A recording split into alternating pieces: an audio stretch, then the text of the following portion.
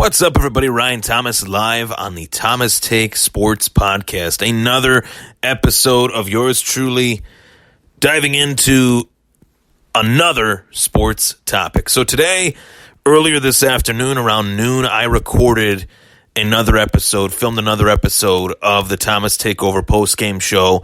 As always, myself, but it's a trio show where it's myself, Alex Shoup, Degenerate Al, and Tyler Sleep, DJ Supreme of Trainwreck Sports. Myself, Thomas Takeover of Trainwreck Sports as well, where we recapped the Buffalo Bills' thrilling 26-15 victory over the Denver Broncos. And for as great as that game was, I dove into it on that show. I want you guys to check that out on Spotify. You can find it on my Twitter at Ryan Thomas Take. You can find it on Twitter at Trainwreck Sports. You definitely have a lot of takeaways from that game. I know I do. I know I did in that show, and I know that I continue to the more that I think about it. And that game on Thursday, you got Thanksgiving on Thursday, you got Friday, Black Friday, people going out shopping, getting all their bargains, all that stuff. And Friday night, you had the NFL Network original series of Football Life. And it's always been one of my favorite shows because they dive into the life of a player that had achieved fame at his level, at the height of, one of the players that played very, very well, was a really great player, but might have also had an interesting story to their career. And Bruce Smith was profiled in this episode of A Football Life, among some of the great episodes that I've seen. Lyle Alzado, John Madden, Tony Romo's episode was really good. They've done, Vince Lombardi, Joe Namath, legends of the game. And Bruce Smith getting thrown in that mix as a Buffalo Bills player with Jim Kelly, with Thurman Thomas, and Bruce Smith. I think the next one should definitely be Andre Reed at some point. Terrell Owens, his episode was phenomenal. But I knew that I would take great interest into this because I've obviously been a Buffalo Bills fan my entire life, as well as Bruce Smith being an interesting character. There is more versions than just one, I guess you could say. Many more versions of than one of Bruce Smith. He's a very interesting guy, and I really enjoyed the episode. But a part of the episode that really got me thinking, they're all in the episode. Jim Kelly, Thurman Thomas, Steve Tasker, with a real poignant moment in the episode where he, starts to shed some tears over the evolution of Bruce Smith from a young, entitled, talented football player to really an everyman, a guy that looks out for his people in Norfolk, Virginia.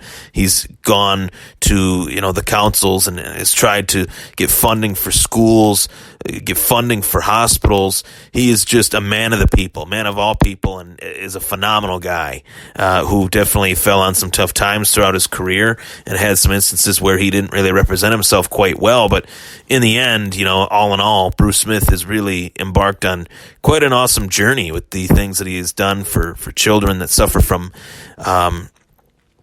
birth defects and things like that. That really moved me as a fan of Bruce Smith, but just as a on a human level, that really moved me, and that's something that A Football Life usually does. So Bruce Smith obviously profiled, but as I was saying, a moment that really made me think within the episode is that they're all in the episode, they're all hanging out, they're all chilling at Chef's, which is a really famous Italian restaurant in Buffalo, New York, on Seneca Street in Buffalo. Shout out to Chef's. Awesome food there. I've been there a time or two myself. It's been a long time, but I'd like to get back there at some point. They have the spaghetti parmesan that they named after Bruce Smith because when Bruce Smith was a rookie, he would go there often, and it was largely the reason why he gained some weight heading into his rookie season, which all the guys made jokes about that and had their own fun with it. As far as all that being said,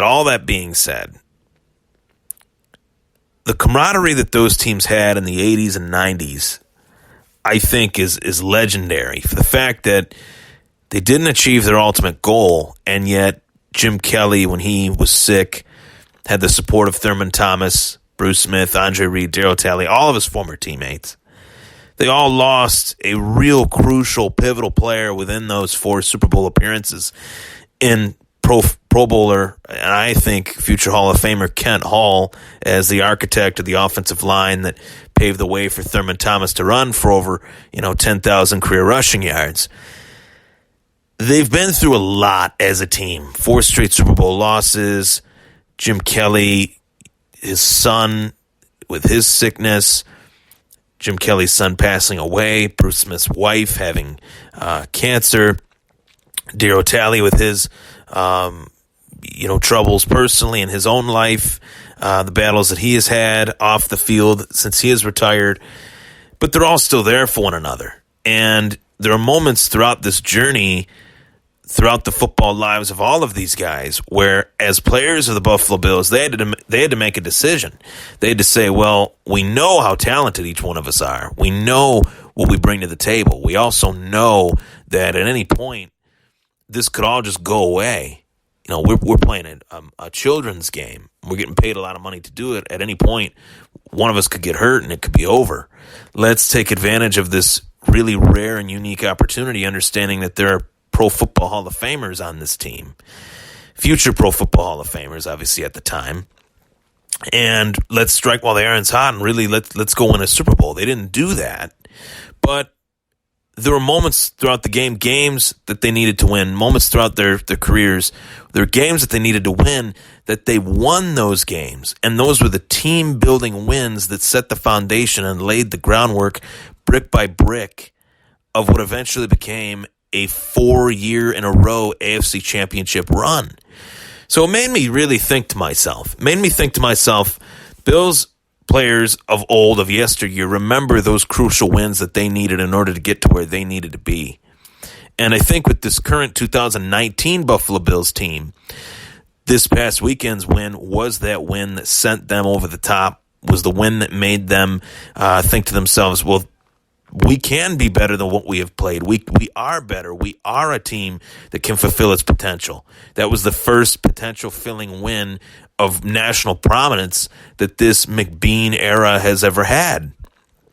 So I think that there are similarities to, I guess you could say, the late 80s Bills compared to the 2019 Bills, because the late 80s Bills knew that they had a lot of talent, knew that they needed to galvanize the talent, knew that they had a coach that was going to galvanize the talent but let the players play, and it was all sunshine and rainbows from there. Sean McDermott, I see in a very similar light in comparison to Marv Levy. Are they the same coach?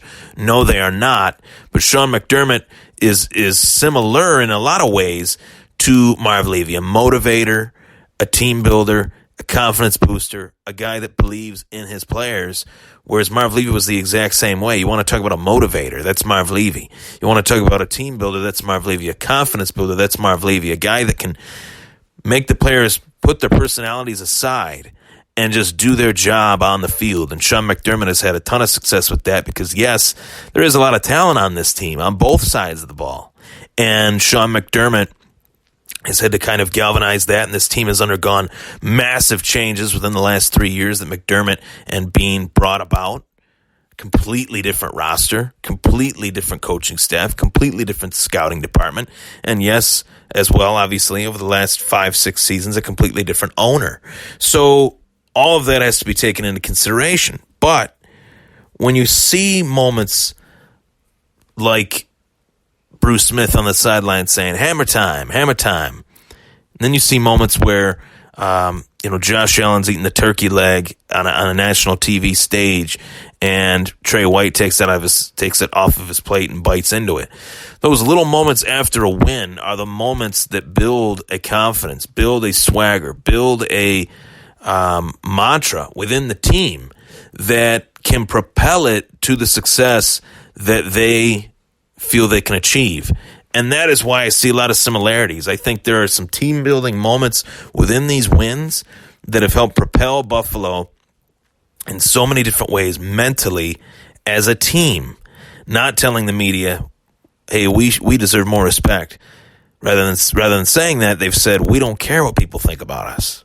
We play for ourselves, play for each other, not for other people. And that's the greatest response that you could have, especially from a leadership standpoint, from that position, from Josh Allen, music to the ears of everybody. So to just touch on this quickly, I do think that there are a lot of similarities to how this Bills team is being built now in comparison to the teams of yesteryear. Obviously, we don't know if this team is going to go to 4 straight Super Bowls. We don't know if any team will ever go to 4 straight Super Bowls ever again. But what we do know is that in any team-building activity, sport, where the common goal among the staff, the coaches, everybody, players, everybody, is to win. And once you start to win and you win in a way that shows dominance, that's when you say to yourself, how are these players, as a coach, I would say to myself at the very least, and I think Sean McDermott has as well, how are these players going to react to that? And they've all bought into one another. Moments where Cole Beasley is ambushed in the locker room after that win is very similar to a moment where Andre Reed is being showered with snow on the sideline after a big playoff game. Moments like that where the team can have fun while playing the game creates a winning atmosphere in and of itself.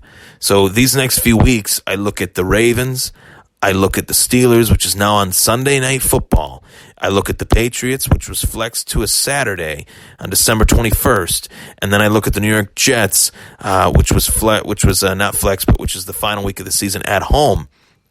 There is no game out there on the remainder of the Buffalo Bills schedule that is not winnable. For everybody that is looking at these games and saying, hey, I don't think we'll win this one, don't do it. Just week to week, enjoy this ride. We're 9-3, and we're locked and ready to go for a big home game against the Baltimore Ravens. I'm Ryan Thomas. That was the Thomas Take Sports Podcast. Take care. And obviously, tune in for the next episode, which is coming right up, as I dive into the 2 newest UFC fight announcements. Conor McGregor will be back, will be returning. He is back. He will be fighting on January 18th against none other than Cowboy Cerrone, Donald Cowboy Cerrone. A fight that I've wanted to see for the last 4 or 5 years is finally coming to fruition. UFC 246 in Las Vegas as well in April. Khabib Nurmagomedov, the UFC World Lightweight Champion, will defend his title against longtime foe. Hopefully the 5th time is the charm making this fight. Hopefully this fight finally happens, and that of Tony El Cucuy Ferguson. Best in the world versus the number 1 contender. You know I like that. The Thomas Take audience knows I like the champ versus the number 1 contender. And obviously, I've wanted to see Conor and Donald Cerrone fight for quite some time. So tune into that. I'll be right back. Join the takeover. Follow me as well at Ryan Thomas Take on Twitter. Like the Thomas Take Sports Podcast page. Feel free to give me a follow on Instagram at Ryan Thomas Take as well.